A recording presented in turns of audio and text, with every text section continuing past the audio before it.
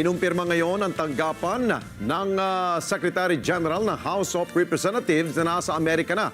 Itong si dating House Committee on Appropriations Chairperson at ako Bicol Party List Representative Zaldico para magpagamot. Ito po ay sa gitna ng pagkwestiyon ng isang kongresista kung bakit hindi imbitado si Ko sa investigasyon na sinasagawa po ng House Tri-Committee on Infrastructure.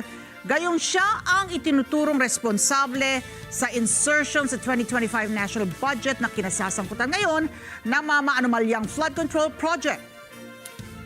Nanindigan naman ang House Tri-Committee on Infrastructure na hindi pa kailangang ipatawag itong si Congressman Ko dahil umano sa hindi nakasentro sa naturang mambabatas ang kanilang ginagawang investigasyon. Kunin natin ang live report ni Vic Sumintak. Vic, kailan umalis itong si Congressman Ko?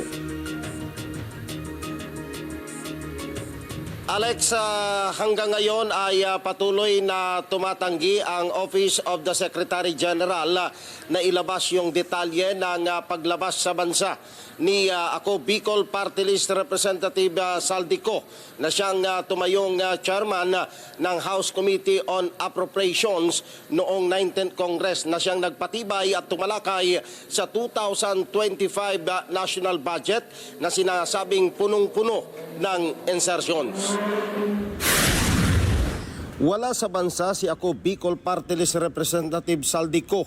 Sa impormasyon galing sa House Secretary General's Office, nasa Amerika si Ko para sa medical treatment.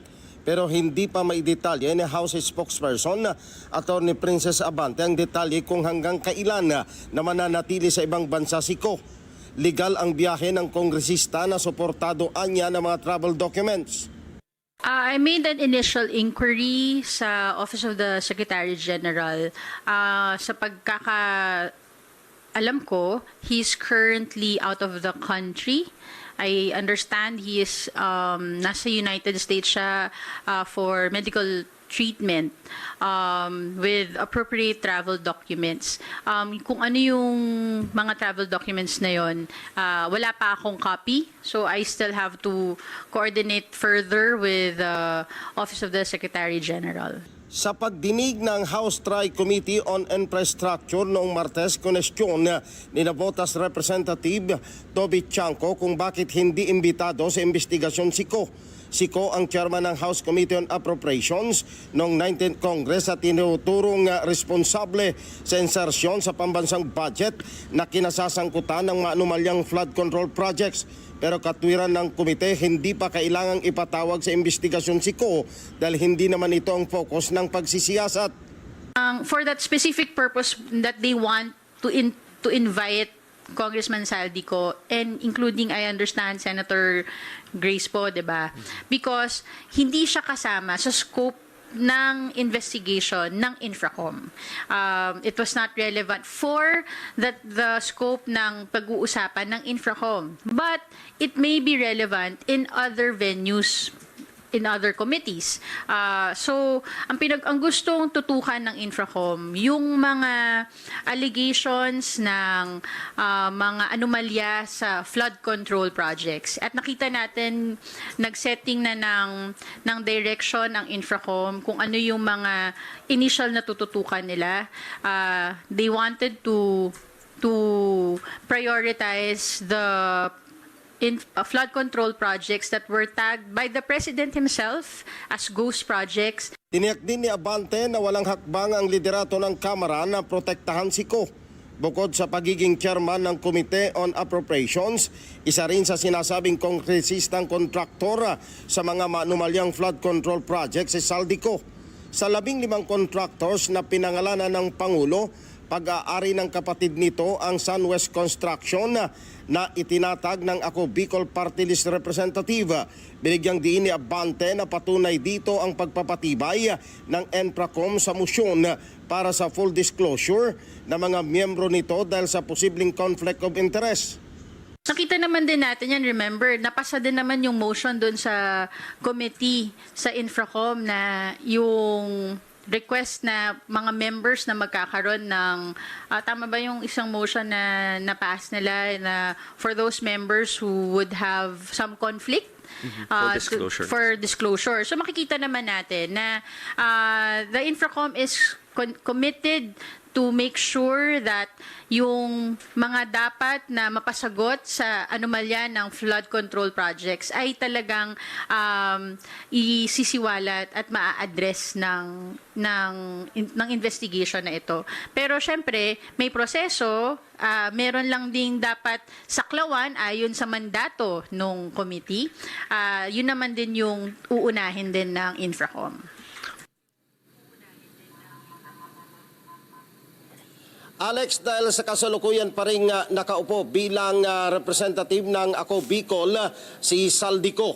Batay sa ating ginawang pagsubaybay sa ating coverage sa mababang kapulungan ng Kongreso, minsan labang na pumunta si Saldico sa Kamara noong magbukas ang sesyon at magkaroon ng botohan sa speakership noong buwan ng Hulyo. At mula noon hanggang ngayon ay hindi napagkikita si Congressman Saldico dito sa Kamara. Okay, Vic, ang tanong ng taong bayan, bakit tila limitado itong mga detalye ukol sa pag-alis ni Congressman Zaldico sa abroad? Kung maalala ko, may ilang mga mambabatas ang bumiyahe abroad, pero inilahad nila ang buong detalye. Bakit ganun? May, ano ba to, selective ba? Hindi natin alam, Alex, kasi tinatanong natin kay Congressman Reginald Velasco, although hindi siya direktang nakikipag-usap siya ngayon sa atin sa pamagitan lang ng Viber communication, dahil ang tanong namin sa kanya, bakit nung si Congressman Arnie Teves, nung lumabas ng bansa, inilabas yung kanyang travel record. Ganon din si Davao City Congressman Paulo Duterte, ay inilabas yung kanyang travel order at saka yung travel document niya kung saan saang mga bansa siya pumunta. Pati yung petsa ng pag-alis at petsa ng pagbalik ay inilabas sa media, Alex. Pero dito kay Congressman Saldico, ang sabi niya, bawal daw ilabas. Nagkabiroon nga kami, sabi ko, bakit nung kina Congressman Teves at Congressman Pulong, inilabas ninyo? 19th Congress daw yun, Alex. Ngayon daw ay 20th Congress. So anong kaibahan doon? Kongreso pa rin yun. Dapat maging transparent sila, Vic, di ba? Dapat? Ito ang malaking dilema ngayon kung dito sa konfirmasyon na nasa Amerika si Congressman Saldico, kung ito ba ay babalik dito sa Pilipinas within the scope doon sa pag-iimbestiga ng Infracom. Dahil balita natin ngayon, mukhang si Pangulong Ferdinand Marcos Jr. ay inaayos na at pirma na lamang niyang kanyang kailangan para sa isang executive order na bumuo na ng tinatawag na independent investigating body na siyang mag-iimbestiga mismo dito sa kontrobersiya sa mga flood control project, Alex. Okay, Vic, siguro panghuling katanungan, sa kasaysayan ba dyan sa Kamara, dahil matagal ka na rin nagko-cover dyan sa lower house, kapag ang isang mambabatas ay perennial na absinut, yan ba'y pinapatawag ng Ethics Committee?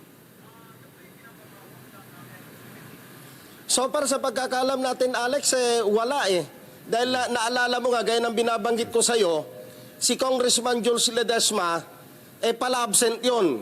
Pero hindi naman siya sinanksyon ng Ethics Committee. Si Congressman Paulo Duterte, bihira ding dumalo sa sesyon, wala namang sanksyon na ginagawa ang Ethics Committee. Okay, sige. Antabayan na natin pa ang karagdagang pang impormasyon dyan sa mababang kapulungan ng Kongreso kaugnay sa pag-alis ni Congressman Zaldico patungong Amerika. Thank you so much. Vic Sumintak, mata natin dyan po sa Kamara.